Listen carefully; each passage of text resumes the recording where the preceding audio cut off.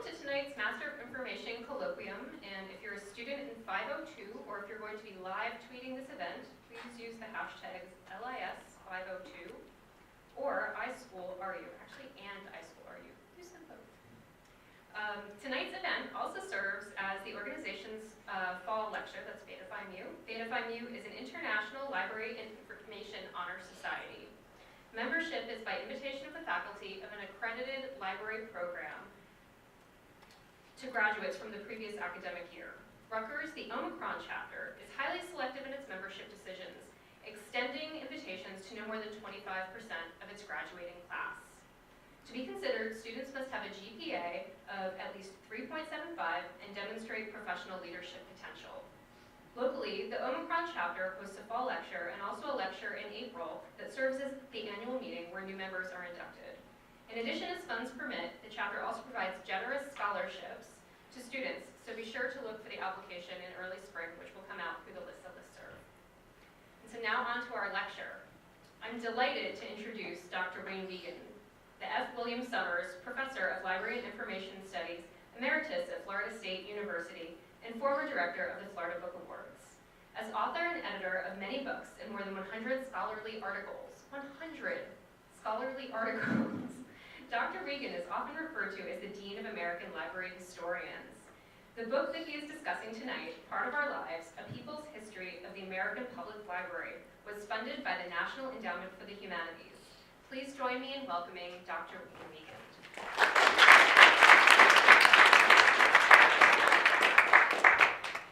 Thank you for that kind introduction. I am really impressed that you came out to listen to a musty old library historian on a Friday night. Okay, can you hear me all right, Ross? You'll be my entertainer. I have a huge goal here tonight. I want to persuade you to broaden your thinking about libraries in general and what public libraries accomplish for their users in particular. I'm motivated in large part because of conclusions that emerged from a research on this book that I've recently published entitled Part of Our Lives, A People's History of the American Public Library. My goal in that book was to find out historically why people love these ubiquitous civic institutions. And love them they do. A 2013 report by the Pew Research Center's Internet and American Life Project noted that in the previous decade, every other major institution, government, churches, banks, corporation, has fallen in public esteem except libraries, the military, and first responders. The study also found that 91% of those surveyed over 16 years old said libraries are very or somewhat important to their communities, and 98% identified their public library experiences as very or mostly positive. Another Pew study found that 94% of parents believe libraries are important for their children. 84% said because libraries develop a love of reading and books. My historical account did not take the conventional user in the life of the library approach. Rather, it took the library in the life of the user perspective because I wanted to trace the history of the public library, not so much by analyzing the words of its founders and managers, but mostly by listening to the voices of people who used them since the middle of the 19th century. Thus, instead of a top-down view, Part of Our Lives adopts a bottom-up perspective that features the voices of generations of public library users. Largely because of recent technologies, uncovering many of these voices was not difficult. Time-consuming, yes, but not difficult. Some are published in memoirs, autobiographies, and biographies of the famous, some in manuscript collections and archives across the country. The vast majority, however, are fixed in thousands of U.S. newspapers and periodicals digitized since the 1990s into huge databases. By using public library as a search term, I found thousands of voices in letters to the editor, thousands more quoted in stories reporters wrote about local libraries. As I analyzed this data, I was surprised at how quickly it organized into three main categories. In no particular order, people have loved their public libraries for the useful information they have made accessible, for the public spaces they have provided, and for the transformative potential of commonplace reading they circulated that helped users make sense of their world. First, a few historical examples that comfortably fit the category of information as we currently define it in library and information studies.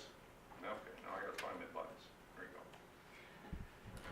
While sitting at the Cincinnati Public Library desk in 1867, Thomas Edison compiled a bibliography on electricity.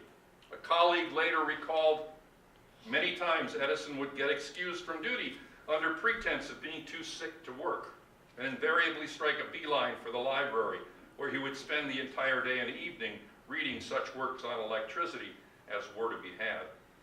In 1899, Wilbur and Orville Wright came upon an ornithology book in the Dayton Public Library that rekindled their interest in human flight, one of their biographers writes.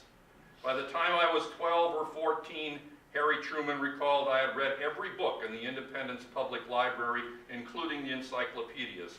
These books had a great influence on me. In a Detroit Public Library reading room in the 1950s, a teenage female pored over comedians' printed monologues. She appeared in short monodramas, written by herself without makeup and hardly any props, Lily Tomlin's biographer later noted, conjuring up not only the personality of the character she portrayed, but also that of unseen people with whom she was talking. About the same time in Hot Springs, Arkansas, 10-year-old William Jefferson Clinton discovered the Garland County Public Library. I'd go there for hours, browsing among the books, especially those on Native Americans. In 1971, 10-year-old Barack Obama returned to Honolulu from Jakarta. First place I wanted to be was in a library, he later recalled. Often he had a specific information need. One Saturday, with the help of a raspy-voiced old librarian who appreciated my seriousness, I found a book on East Africa. Obama wanted information about Kenya, birthplace of his father, a Luo tribe member. The Luo raised cattle and lived in mud huts and ate cornmeal and yams and something called millet, the book said. Their traditional costume was a leather thong across the crotch. Shocked by what he read, Obama left the book open-faced on a table and walked out without thanking the librarian. All these people had information needs an American Public Library met, and the anecdotes I've read nicely fit into the traditional discourse of the library and information studies profession that focuses on information. In many respects, a professional discourse functions like a big intellectual sandbox. Plenty of room to play with ideas, but one nonetheless with limits. A social boundary, if you will, in which the profession's leaders employ a formal way of thinking to educate and enlighten members who then implement what they learn to improve professional service for the public's greater benefit. For librarians, that translates into services they institute and maintain, and collections, spaces, and resources they make accessible. For most of its history, LIS discourse is focused on what in the 18th century was called useful knowledge. In the 19th and 20th was called best reading. In fact, that phrase still exists in the American Library Association motto, best reading for the greatest number at the least cost. And in the 20th, morphed into information. But this focused term gives particular meaning to the phrase access to information that to this day dominates the profession's thinking and imposes boundaries on its intellectual sandbox. But the American Public Library is a unique civic institution because, unlike most other civic institutions, courts and schools, for example, people don't have to use it. As a result, over the generations, users heavily influenced the process of shaping public library collections and services. LIS discourse, however, doesn't address in any direct way this kind of bottom-up pressure, and for me, was not comprehensive enough to explain what I was discovering about library as place and the transformative power of stories users withdrew from libraries over the generations. So to explain my findings, my challenge became how to expand beyond the professional discourse, how to see outside the boundaries of LIS's limited sandbox of ideas, how to craft a framework that accommodated and explained the voices of library users I was uncovering in my research. To illustrate the importance of library as place, let me introduce you to Ricky. Okay.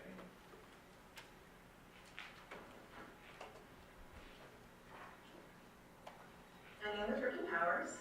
I live in San Francisco and I've been here for about a decade, and I'm currently unemployed, but I do go to school. My apartment is about this big, and I don't have any room for a desk, and so I come to the library to do my homework. But it's also just a great resource. I like to come to the gallery and see what shows they have going on. I come to lectures, I come and see films that they do. Mayoral debates, I've been here for a couple of those as well. Well, the reason that I'm here is because I think it's just important for people to understand.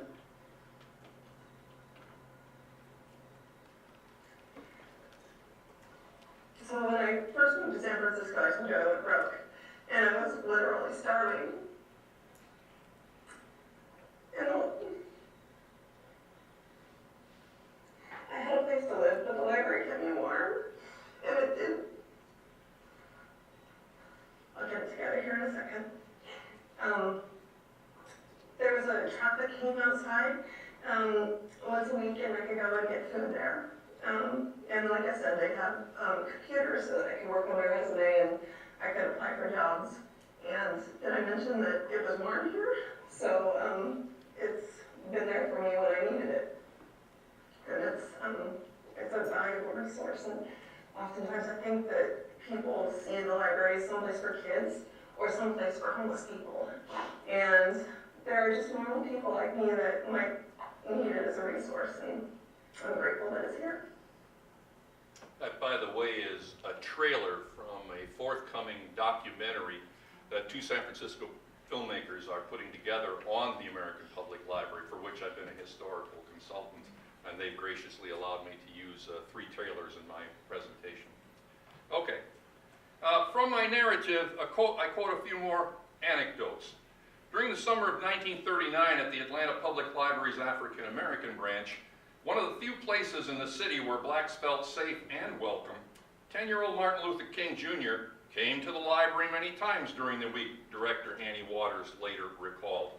He'd walk up to the desk and look me straight in the eye. "Hello, Martin Luther," she would respond, always calling him by his first and middle names. "What's on your mind?" "Oh, nothing particularly." For Waters, that was the cue that King had learned a new big word, and they then initiated a conversation in which King used the word repeatedly. Another game involved poetry. Again, King would stand by the desk waiting. "What's on your mind, Martin Luther?" Waters would ask. "For I dipped into the future far as the human eye could see," he responded. Waters immediately recognized the poem and finished the verse, "Saw a vision of the world and all the wonder that would be." When the Cincinnati Public Library opened a piano room in 1955, among its first visitors was a 12-year-old Jimmy Levine, as he wrote his name in pencil on the room's sign-up sheet. 8 visits later, he changed his signature to J. Levine and finally James Levine. When he gave a concert for 150 children in the children's room in 1957, he'd already performed as a Cincinnati Symphony soloist. Today, he's the New York Mets artistic director. In 1969, the Gary, Indiana Public Library sponsored a local talent contest, which a group, soon to be known as the Jackson 5, competed. Although they didn't win, Little Michael was an audience favorite. In 2005, the Washington Post carried a story, an article by Eric Wee that focused on a District of Columbia branch library in one of Washington's poorest neighborhoods.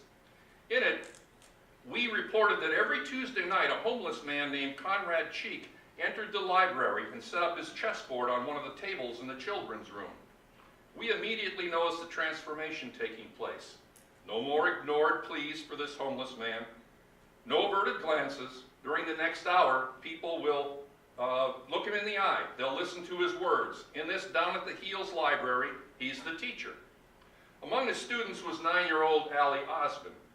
As we watched this interaction, Allie's mother explained that her son's confidence had soared after playing with Conrad, that he was now bragging to friends about being a chess player.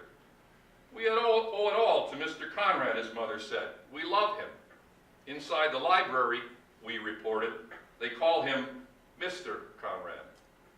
Notice all these very meaningful experiences occurred in a place we call library. To categorize them as information gathering fails to capture their significance in the lives of each of these individuals. Now let me turn to the transformative potential of commonplace stories public libraries have circulated by the billions for generations. Meet Maria. My birthday was yesterday and I am 95 years old. I started to use the library, I would consider 12, 13 years old, you know. Yes. I was born in St. Petersburg, Russia. We left and we started from scratch. And my English was zero, but their library was a couple of blocks away. And that's how it started. That library was everything to me. We couldn't afford to buy the books. Books were always expensive, and there were so many other needs. It was library, library, library all the time. And it didn't cost anything. Well, the library fills a certain place in my life, certain, to satisfy certain needs. I have seen a lot of very ugly things. And you just can't live all the time with bad. You have to balance it. And my balance was mostly something beautiful. And so I would go to the library and spend a couple of hours. But when I come out on the street, I'm a completely different person. It gave me such a relief, so as French would say, soulagement, you know.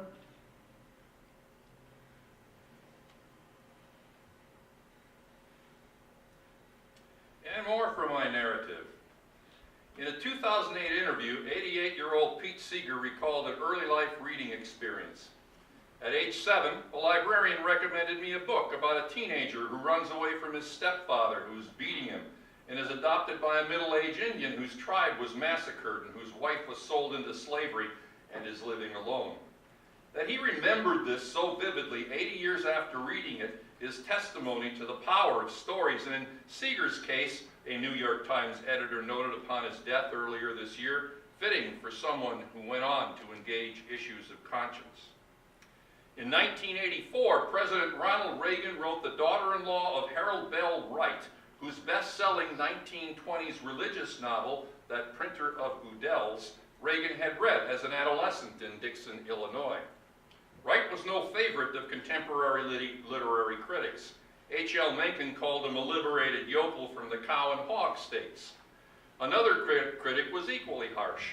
Harold Bell Wright supplies more negative data on the literary quality of the taste of the fiction reading public than any other author.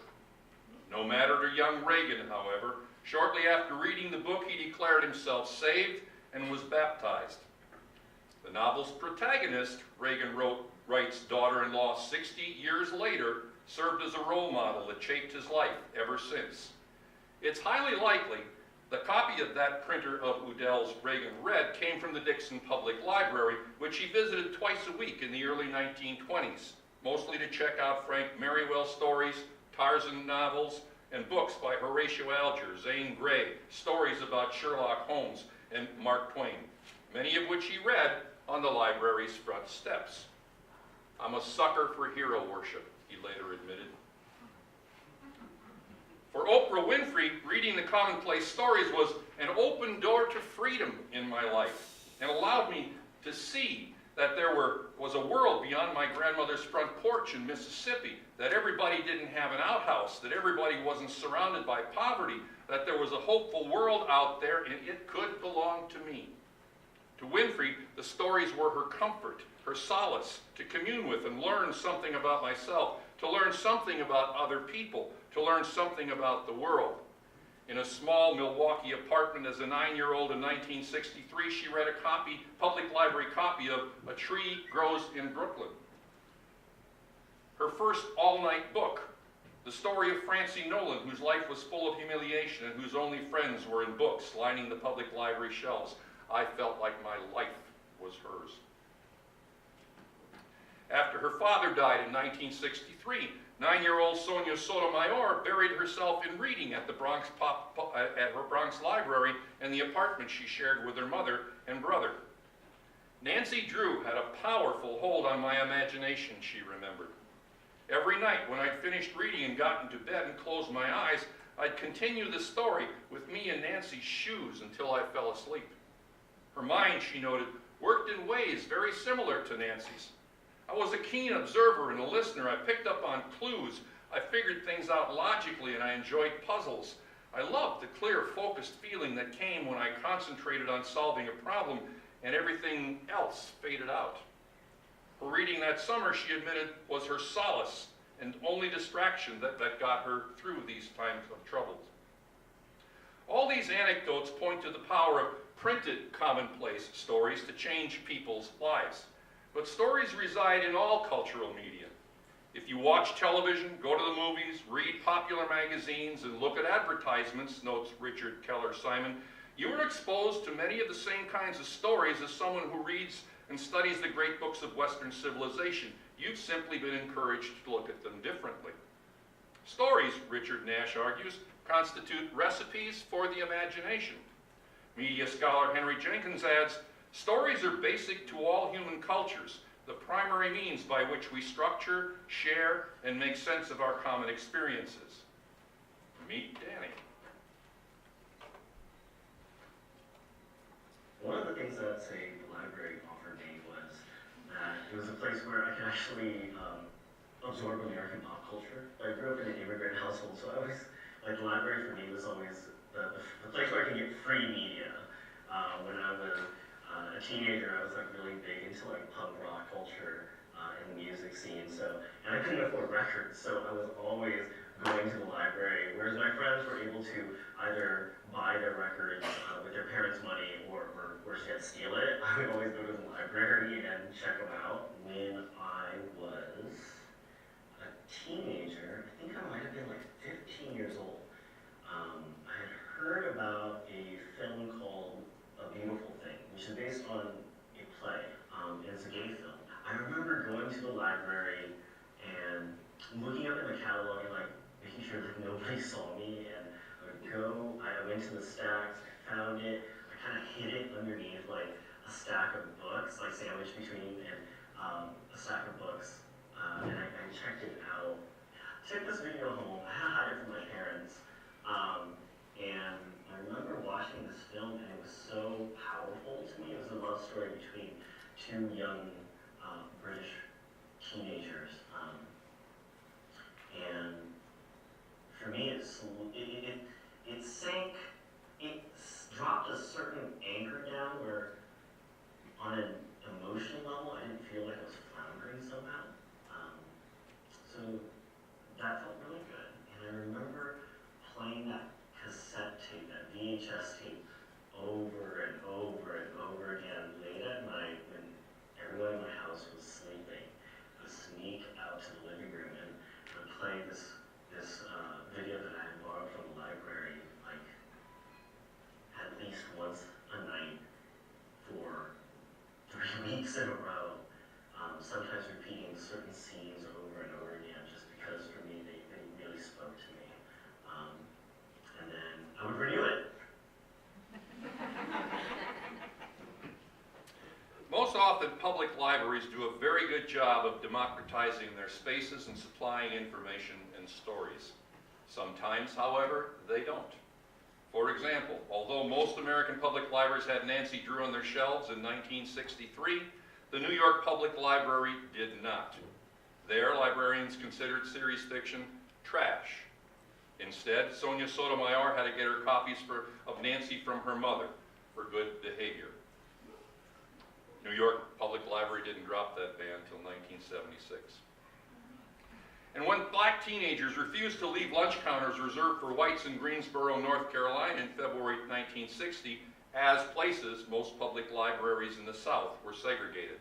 This is a photo of two beefy white cops taking a very skinny African-American teenage girl out of the Albany, Georgia Public Library in 1962. I have other pictures I could show you, Jackson, Mississippi, Greenville, South Carolina, and a variety of, in fact, CBS was there to record this.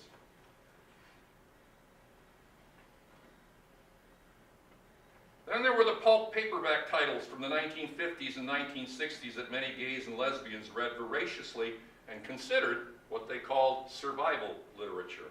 They were never reviewed in book lists, they were never listed in fiction catalog, nor were they acquired by public libraries. What public libraries often gave them instead was misinformation. Because she believed libraries are the places where we can be most anonymous and delve deeply into areas we wish to uncover in secret, one 15-year-old later recalled, "It was to the library I turned in 1969 to uncover the meaning of my lesbianism, and what I found was not echoic of my experience. Rather, those books frightened me and convinced me that this was not lesbianism I was experiencing, but something else." Although public libraries cannot be all things to all people, part of our lives shows they've been more things to more people than most cultural authorities, including many librarians, have realized. I bring this to your attention today because I think American public libraries have opportunities to exploit possibilities made visible in part of our lives by stepping outside their conventional sandbox of ideas. So here's the part about broadening your thinking about libraries in general and what public libraries accomplish for their users in particular. The research I did for part of our lives convinces me that people love their public libraries not only for access to information, but also the places they make available and the commonplace reading materials they supply. Our ability to understand the importance of the latter two in the everyday lives of public library users is, however, greatly limited by the professional discourse we've inherited from previous generations, one that was already evident in the first order Benjamin Franklin submitted to a London bookseller in 1732 for the new library company of Philadelphia that he and others started. For example, it listed no fiction. Filled instead with dictionaries, grammars, and atlas, histories, and books on science and agriculture, one historian noted, the 46 titles were suited to the tastes and purses of young tradesmen. In other words, Franklin wanted his library company to nurture the self-made man his Poor Richard's Almanac celebrated. As he saw it, fiction had no role in that process. By privileging useful knowledge, by prioritizing information above stories, Franklin unknowingly reinforced the discourse librarianship has followed to the present day. But that discourse overlooks and undervalues some pretty impressive community roles that are reflected in recent public library statistics. Remember back in the 1980s when many evangelists of information technology predicted the demise of public libraries by the turn of the century? They were wrong, dead wrong. In 2012, the latest year for which we have national statistics, the U.S. had more public libraries than ever, 17,219, including branches and bookmobiles. That's 3,000 more than McDonald's restaurants in the United States. And while public libraries provided users with access to 250,000 internet-ready computers, 100% more per capita than a decade earlier, equally impressive were statistics addressing library as place and the circulation of commonplace reading. In 2012, the number of visits, 1.5 billion, represented an increase of 21% over the previous decade. In 2012, 93 million Americans attended a public library program, a one-year increase of 4% from the previous year and a 24% increase from the previous decade. In 2012, public libraries circulated 2.2 billion items, which included audio and video materials and ebooks, a 28% increase from 2003. Circulation per capita showed a 10-year increase of 17%. To understand what these statistics mean in the everyday lives of public library users, we've got to go outside LIS discourse, outside that intellectual sandbox of ideas we inherited from previous generations of LIS thinkers who primarily addressed issues of information access. To better illustrate this point, let me cite Susan Pinker's recently published book, The Village Effect, How Face-to-Face Contact Can Make Us Healthier, Happier, and Smarter. In it, she harnesses research in a fast-developing field of social neuroscience to demonstrate that substantial benefits accrue to those who experience high levels of face-to-face contact, including improved vocabularies, an increased ability to empathize, a deeper sense of belonging, and perhaps more important, a longer lifespan. As I pondered her conclusions, a compelling question flashed into my mind. What if the face-to-face contact American public libraries make possible in so many ways enables users to live longer, happier, and healthier lives? Certainly a researchable question. If that's the case, if they are living longer, happier, and healthier, what are the reasons this is happening? To answer questions like these, we have to expand our traditional focus beyond access to information in order to include, analyze, and assess the community-building benefits of the public library as a place and the positive effects that the sociability that reading, viewing, and listening fosters through the materials it circulates. Library is place. Only in recent years has the library profession even begun counting on a national level the number of people attending library programs. Same for listing library exhibits in public library space. And only recently have researchers surveyed users as consumers of library space to determine perceived need. At the same time, however, LIS research has seldom attempted to measure how library spaces function as agents in the interactions of public library users as individuals or as members of larger groups in order to see what and how much they learned. Yet from a library in the life of the user perspective, knowing how and why patrons use library space and what they learned there, formally and informally, is essential to understanding why Americans love their public libraries and perhaps helps them live longer, happier, and healthier lives. To explore in part of our lives how people benefited from the American Public Library as place, I adopted the vocabulary of public sphere literature and used words and phrases like public interest, exchange social capital, participatory culture, and civic commons to explain users' behavior. It's easy to see the public library as a player in this theoretical framework. Generations of users demonstrated they valued the public library as a place by voluntarily visiting it again and again. Let me cite one example of common effect of visiting a public library. For many Americans, it's constituted the first place in the public sphere where they enjoyed adult privileges, and by obtaining a public library card as a child, formally accepted a civic responsibility to respect public property. That sense of responsibility does not go away easily. One of Captain Chesley Sully Sullenberger's concern after he landed U.S. Air Flight 1549 in New York's Hudson River on January 15, 2009, was a Contra Costa California Public Library book he had aboard his plane.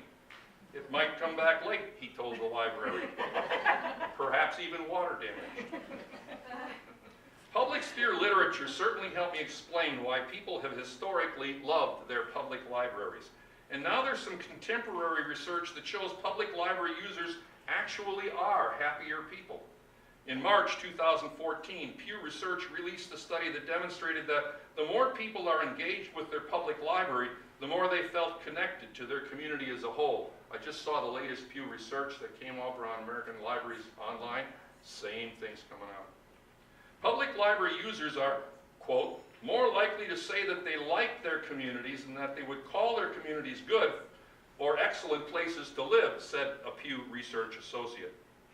If we move the questions about personal happiness that the public library as place brings to its user closer to the center of our discourse, I'm convinced we'll generate a lot of answers to the critics who now think library buildings are mere brick and mortar dinosaurs. Same with reading commonplace fiction. Recent neuroscientific research on reading has demonstrated how narrative activates particular parts of the brain, including the sensory and motor cortexes.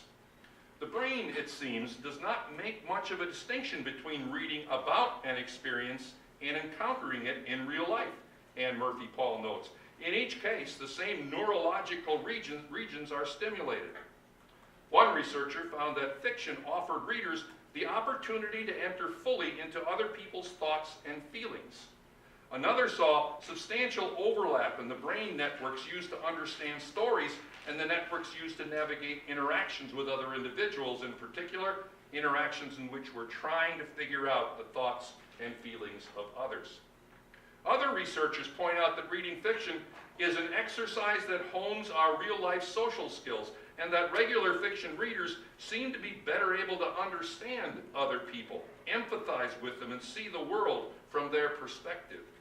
Fiction, notes psychologist Keith Oatley, is a particularly useful simulation because negotiating the social world effectively is extremely tricky, requiring us to weigh up myriad interacting instances of cause and effect.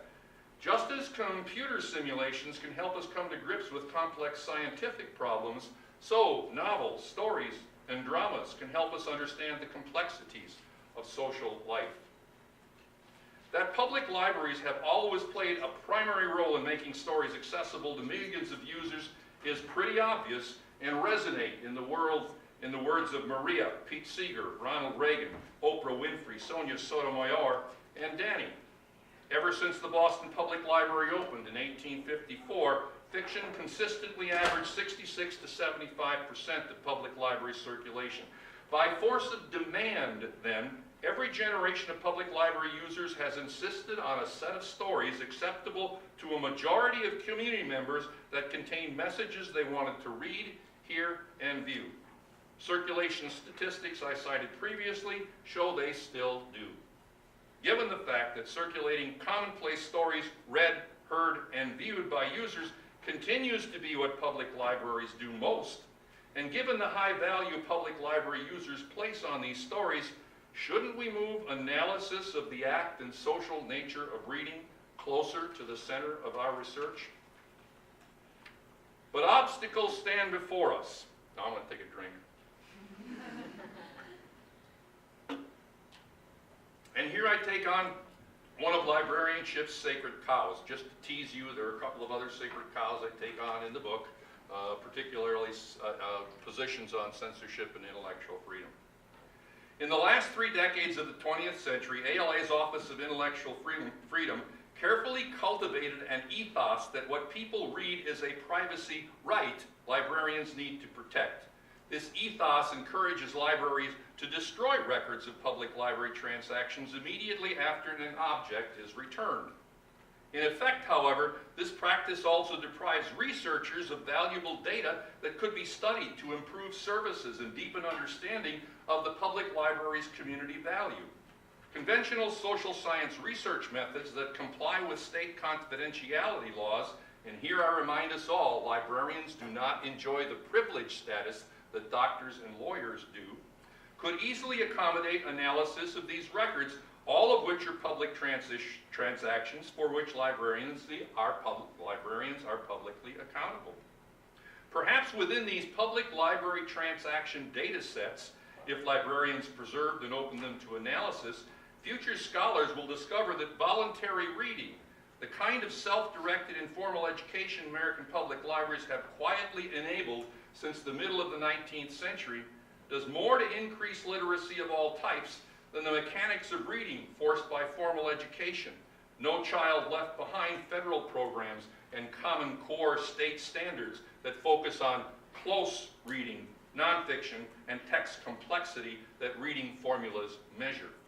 The testimony of hundreds of public library users, especially recent immigrants cited in Part of Our Lives, strongly suggests this may be so, but we need research to test this hypothesis. This kind of data could also become central to social science and humanities scholars now building a new research arena often called culturomics, an umbrella term describing quantitative inquiries into cultural phenomena using technology to research massive data sets. Since the middle of the 19th century, library and government officials have argued that the public library's most important role is to provide access to useful information that develops intelligent consumers, creative entrepreneurs, and informed citizens. Just the kind of information Thomas Edison pursued in his public library that many argue people can now retrieve on their computers at home. But Part of Our Lives demonstrates that public library users have historically shown a different set of priorities. For them, the tens of thousands of spaces public libraries provided for many purposes and the billions of commonplace stories they circulated in a variety of textual forms were at least as important as, perhaps even more important than, access to information, and for a variety of reasons. In my lifetime of research into American library history, I've read thousands of statements like, public libraries are not just warehouses for books anymore.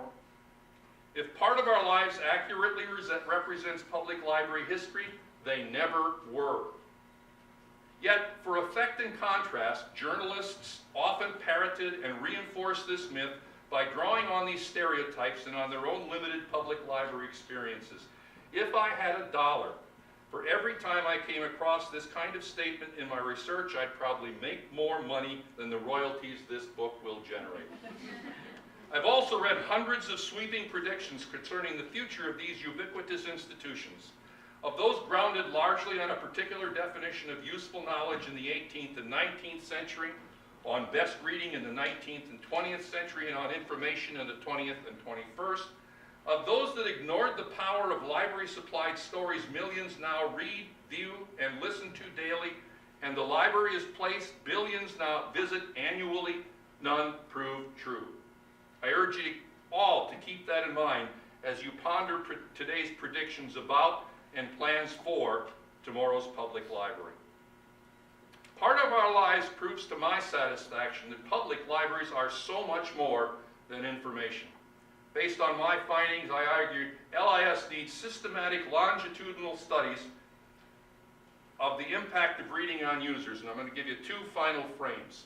This is the lobby of the Toledo Lucas County Public Library the night that a Harry Potter novel was released.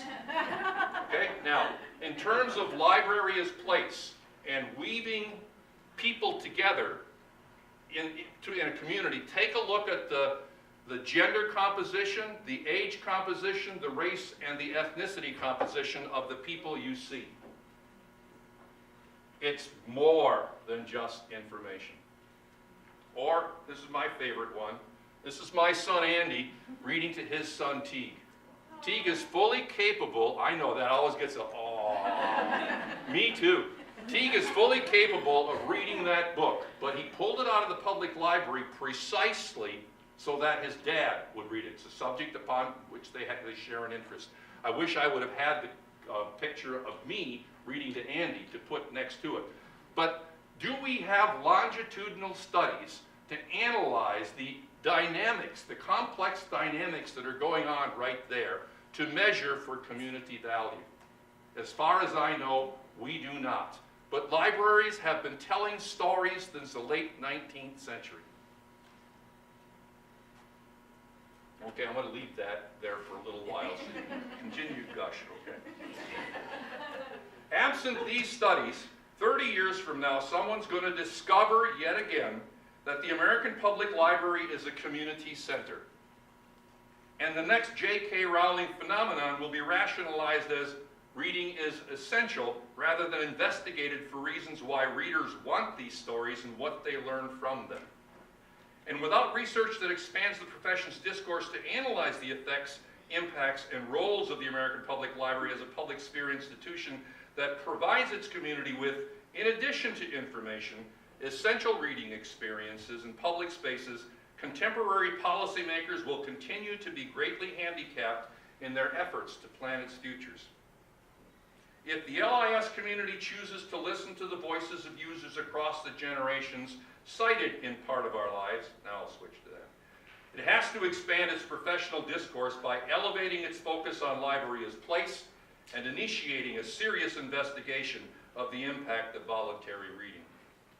Access to information, library as place, and the transformative potential of reading commonplace stories. I hope conclusions I've drawn from my historical research have encouraged you to broaden your thinking about libraries in general and public libraries in particular. The naysayers largely ignorant of this library history are still with us. It's all on the internet, hype many evangelists of information technology. Libraries are dinosaurs, grouse officials looking to cut budgets. I argue here that to combat this limited thinking, we have to extend our scope of analysis beyond information access to include, from a user's perspective, deeper analysis of the library's place and the role of commonplace stories. By doing so, my historical research strongly suggests, we can document hundreds, if not thousands more ways these incubators of personal happiness and informal self-education contributes to the daily lives of our patrons as individuals and as members of their community, and we can show much more clearly how they function as active and effective agents in the construction of that very community. Thank you.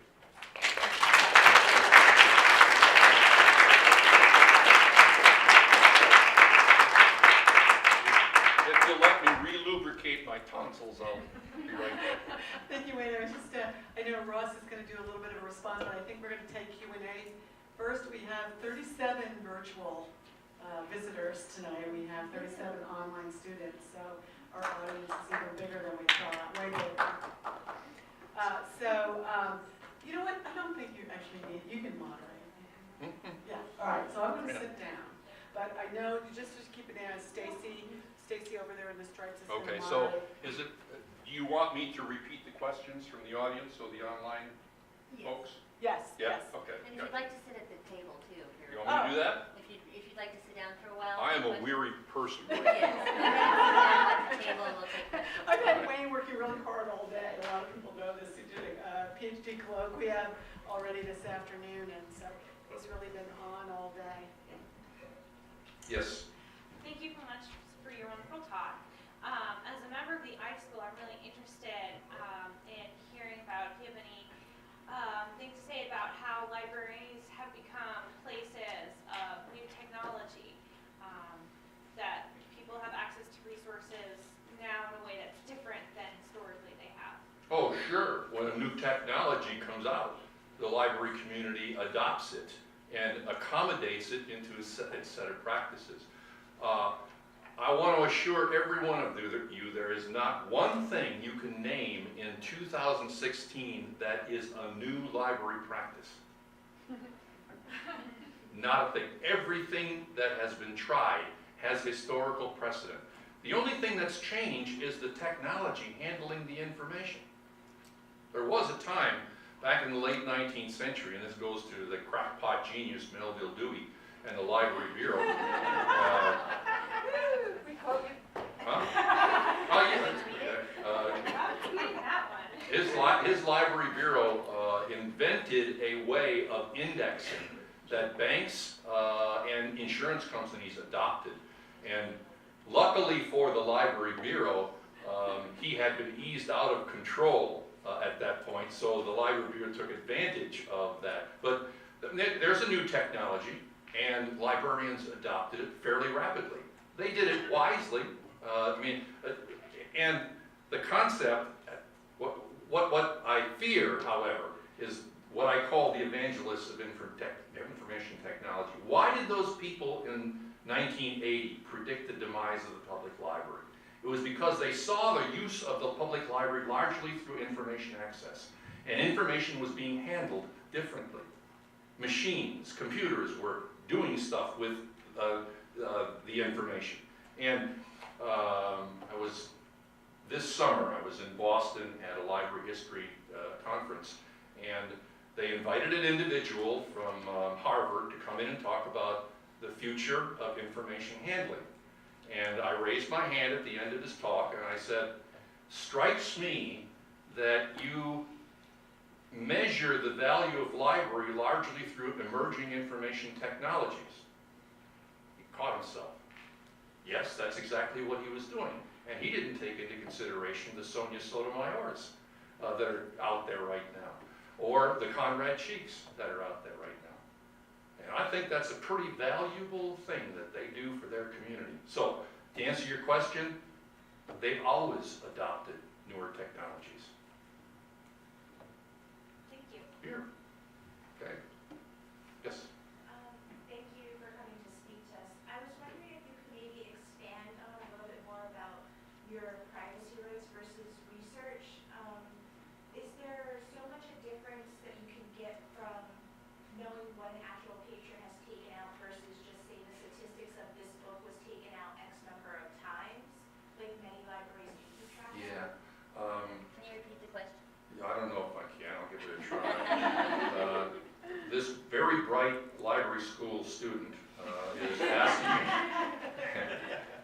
asking me about the privacy rights issue, okay? Is there a way to, if you correct me if I'm wrong, is there a way to inquire into those records without having to reveal the name of the individual who?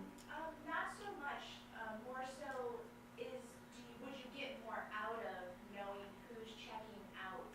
Would I get more out of knowing who's checking out what? How many books? that Versus was how many books were, okay. I'm gonna, I do not know, but damn it, let's start asking the question.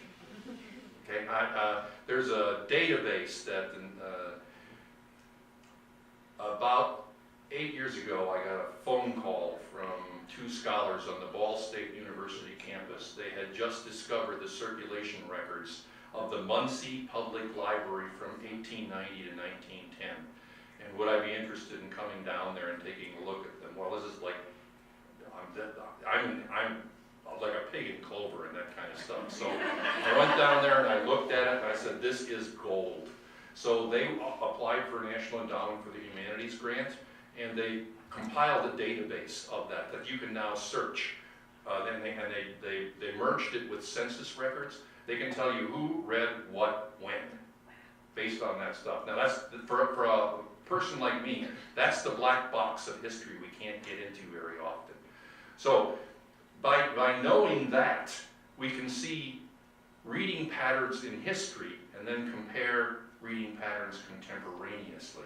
My issue with privacy, though, is we've got the confidentiality laws on the books in every one of the 50 states and the territories that we have to follow. We can't break those confidentiality laws, or we'll be culpable, liable to lawsuit. We can do that. When you flip the page over, though, what you find is people want to talk about their books. Reading is a social act. What happens in the student lounge after a class? I mean, you go in there and you talk about stuff.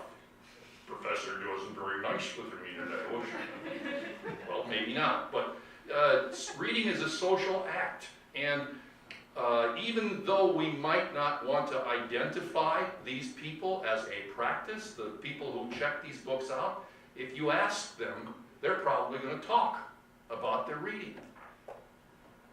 I don't know if that answers your question. Sort of. Okay. All right.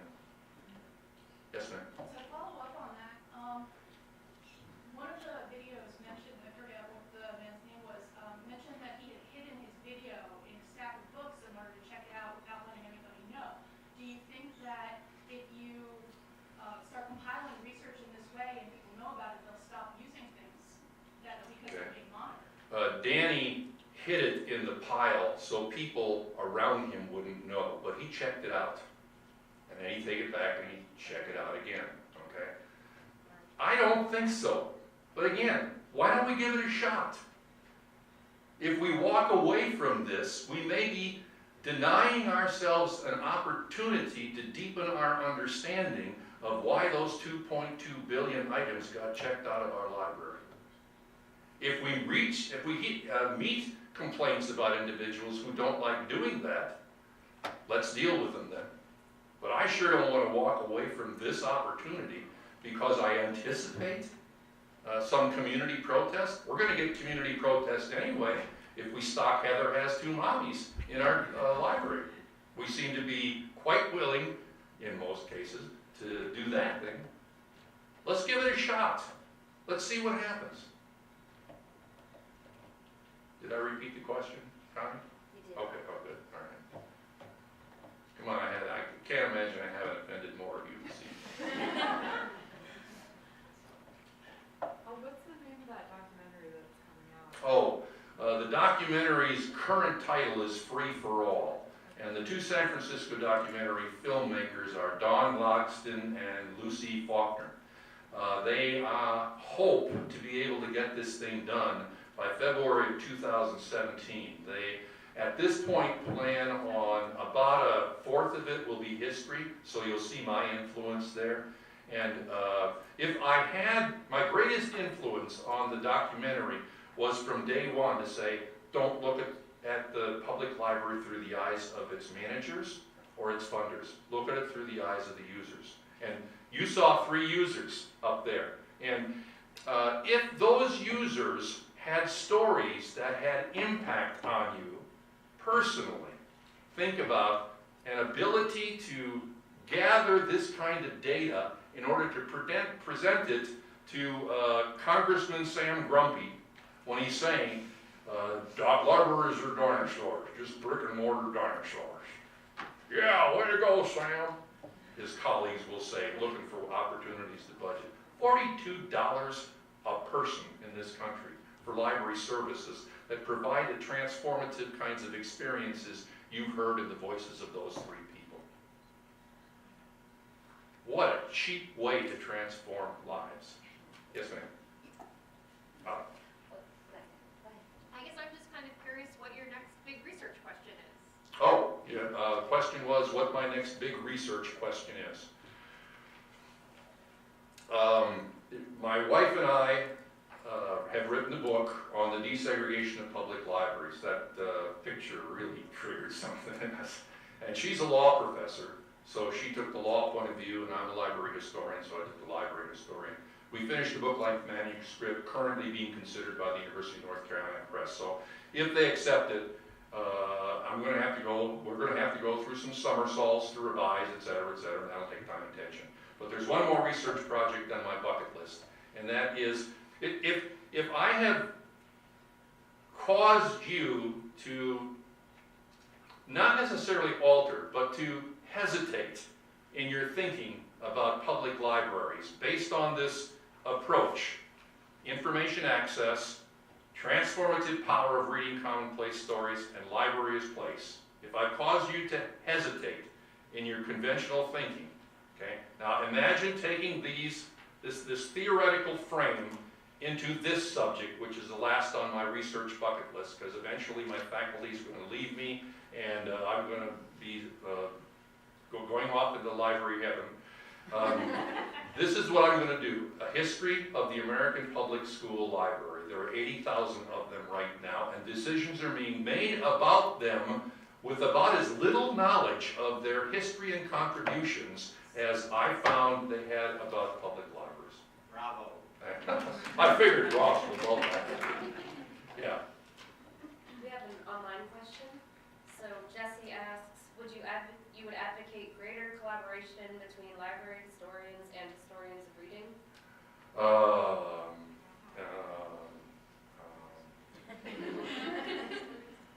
Now, can other online research, online people see that question somehow? Okay, so they know it. All right. In library history, we have, not entirely, but frequently not done a service for library practice. Why do I say that? We've tended to replicate the discourse. If you look at the literature of library history, what you're going to find are histories of cataloging and classification, histories of reference, histories of libraries, the great libraries, and histories of great librarians. We've replicated the discourse. We have not stepped back to answer the question from a non-library perspective. So you're not going to get much from the library history that's lining the shelves of Alexander Library to address these questions. You absolutely have to step outside the intellectual sandbox. Now, I found myself greatly informed by the history of reading people. I did not find myself greatly informed by the library history that has been written so far. Hey, students, you want an opportunity to do this kind of stuff? It is a blast. Think about the excitement of coming up with conclusions that you never had seen before. And it's by asking broad questions. Why? Okay, what happened? And then scattering your research very, very widely, rather than narrowing it to a focus. Okay, how's that? Okay. We have time for one more question. I have one off Twitter. Is anyone else in the audience? Yeah, go ahead, Eric. I just was wondering, you were talking a lot about the transformative power of common stories. Do you have a transformative story? Yeah. And you'd like me to share it, but you couldn't share it. Yeah. but it comes from television. Back in the 1980s, we had 3 children, one of whom was particularly disruptive. And I was a loyal devotee of the television program Dallas, okay? And Bobby Ewing was embarrassed by his wife by a particular situation. And somehow, I mean, I wasn't even conscious of processing this. Somehow, I had put it in my head, and one of my children embarrassed me immensely in a public forum.